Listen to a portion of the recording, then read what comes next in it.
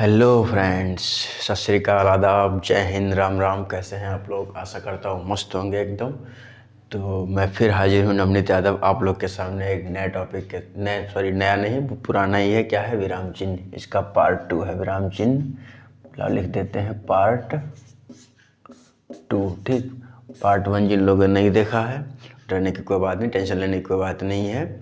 हम जो है उसको इस वीडियो के डिस्क्रिप्शन के लिंक में डाल देंगे। ठीक है, आप जो है उस पर क्लिक करिएगा, आप लोग को विराम चिन्ह का पार्ट 1 देखने को मिल जाएगा। विराम क्या होता है, विराम चिन्हों की महत्वता क्या है हिंदी में, वो मैंने पार्ट 1 में बताया है बखूबी। ठीक है, तो आप लोग पार्ट 1 ज़रूर देखिएगा तो ज़्यादा अच्छा होगा। विराम चिन्ह समझने में आप लोग को बहुत ही आसानी होगी। तो आज हम चलते हैं पार्ट 2 में। ठीक है, तो पार्ट 2 से स्टार्ट करते हैं। चलिए, क्या है विवरण चिन्ह। ठीक, विवरण चिन्ह क्या होता है दोस्तों? विवरण चिन्ह वो होता है या उसका यूज हम उस जगह पर करते हैं जब हम किसी शब्द, ठीक, किसी शब्द का विवरण देना चाहते हैं, उस शब्द की जानकारी, या कह सकते हैं किसी वाक्यांश की पूर्णतः जानकारी के रूप जानकारी देने के लिए हम जब हम किसी शब्द की जानकारी देते हैं तब उसमें हम उसके ठीक आगे विवरण चिन्ह का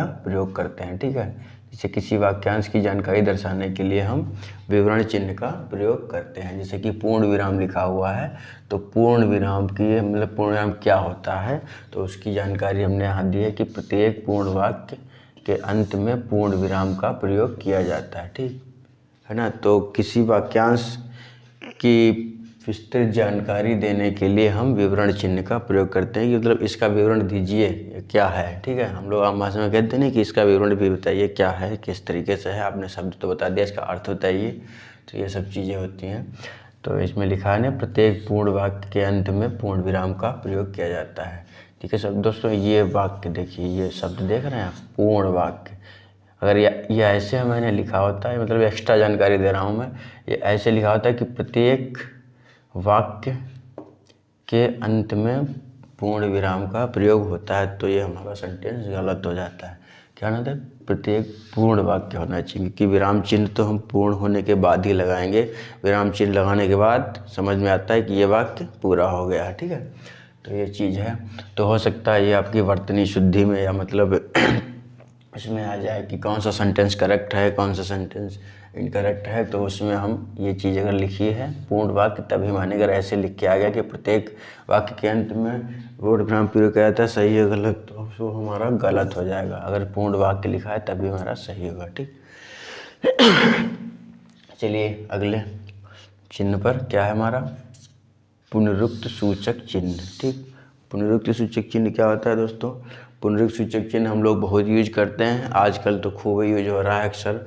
वो दोस्तों इस तरीके से उसका कार्य होता है कि वो टाइम की बचत करता है। पुनरुक्त सूचक सरकारी कामकाजों में तो ज़्यादातर पुनरुक्त सूचक चिन्ह का प्रयोग किया जाता है। जैसे कोई जनगणना करी, जनगणना हुई या कोई भी सर्वे होती है, तो उसमें देखेंगे हम लोग कि रजिस्टर तो पुनरुक्त सूचक चिन्हों से भरा ही होता है। तो ये हमारा पुनरुक्त सूचक चिन्ह होता है ना, हम लोग ऐसे ऐसे लगा देते हैं, ऐसे ऐसे। तो उसका परिभाषा क्या है मैं बता रहा हूँ कि जब हम किसी शब्द को एज इट इज़ नीचे लिखना चाहते हैं, तो उसकी जगह पर हम वो शब्द ना लिख करके पुनरुक्त सूचक चिन्ह का प्रयोग कर देते हैं। जैसे कि या कोई भी शब्द हो या कोई गणित का अंक हो या कुछ भी हो, तो जैसे कि यहाँ लिखा है राम के पास 100 रुपये हैं। ठीक, तो ठीक पहले मैंने लिख दिया कि राम के पास 100 रुपये। अब फिर लिखना पड़ जाए यहाँ पे कि श्याम के पास भी 100 रुपये हैं, श्याम के पास 100 रुपये हैं। तो हम यहाँ पे 100 रुपये ना लिख करके ये कर देंगे 100 रुपये हैं। पता लग जाए कि हाँ, जो यहाँ 100 ही लिखा होगा, संख्या 100 ही है, तभी ये पुनरुक्त सूचक चिन्ह लगा हुआ है। ठीक, और ये हम शब्द के आगे भी लगा देते हैं कि राम, जैसे लिख देते हैं कि राम, ठीक, जो है मेरठ में रहता है, मेरठ में है या, ठीक, तो श्याम मेरठ में है ना। इस तरीके से हम पुनरुक्त सूचक चिन्ह का प्रयोग करते हैं। ठीक, ये काफ़ी टाइम की बचत करता है। लाघव चिन्ह क्या होता है? लाघव चिन्ह भी दोस्तों समय की ही बचत करता है हिंदी में। तो लाघव चिन्ह भी हम लोग आजकल बहुत यूज करते हैं। कोई भी जहाँ हमको ज़रा सा भी मौका मिलता है हम लाघव चिन्ह लगा देते हैं।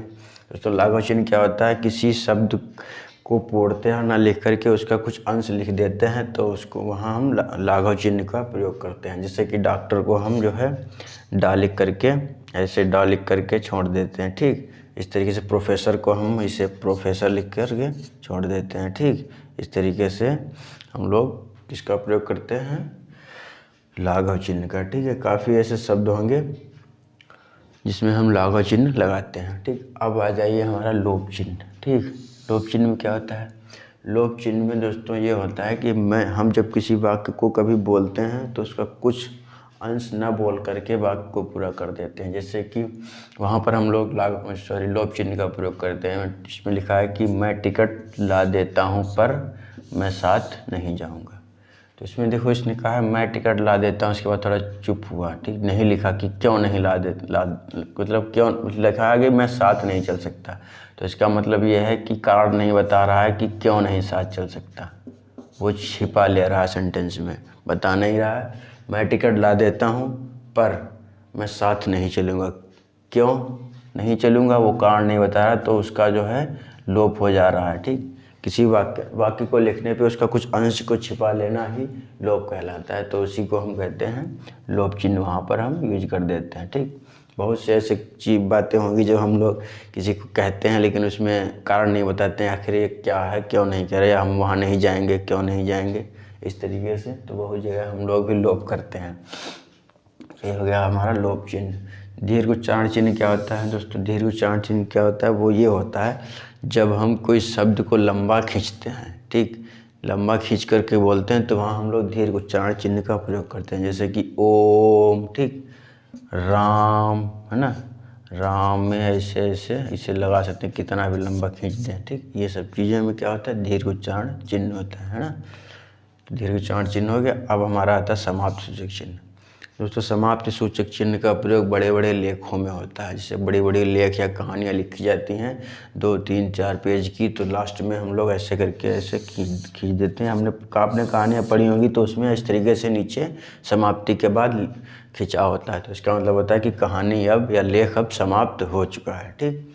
तो वो हो गया हमारा समाप्ति सूचक चिन्ह, ठीक। अब समानता सूचक चिन्ह क्या होता है, समानता सूचक चिन्ह होता है दो शब्दों या दो गणित की संख्याओं में जो है समानता बताने के लिए हम समानता सूचक चिन्ह का प्रयोग करते हैं, ठीक। ये तो जानते हैं, मैथ में बहुत यूज होता है ना। जैसे कि शिक्षित, अशिक्षित और अनपढ़ सेम ही है ना, इसका भी अर्थ वही है, इसका भी अर्थ वही है, तो यहाँ पर हम समानता सूचक चिन्ह लगा देते हैं। या 4 और 8, बस 4 बराबर 8, या हम कहते हैं 4 + 4 = 8, है ना। ये भी जुड़ करके इसके बराबर हैं, तो ये समानता सूचक चिन्ह हो गया, ठीक। अगला हमारा क्या है, उपविराम, ठीक। दोस्तों उपविराम क्या होता है, उपविराम जो है उसका यूज हम जब करते हैं जब हमें दो शब्दों, किसी शब्द का अर्थ अलग अलग बताना होता है। जैसे कि विज्ञान वरदान है या अभिशाप, ठीक। तो इस तरीके से हम उसका उपविराम का प्रयोग करते हैं। कि नारी, ठीक, नारी, देवी, ठीक, देवी या उल्टा, ठीक, उल्टा, ठीक, ऐसे लिख सकते हैं, ठीक।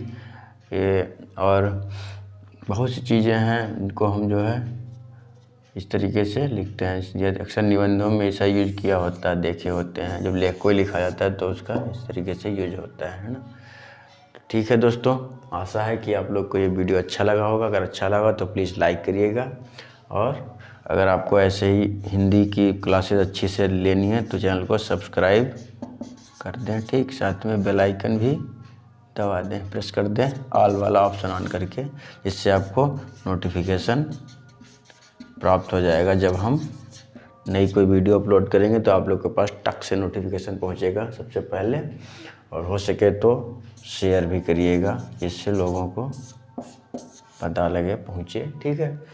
तो फिर मिलते हैं हम लोग एक नए टॉपिक के साथ अगले दिन, है ना। तब तक के लिए सत श्री अकाल, आदाब, खुदा हाफिज़, राम राम।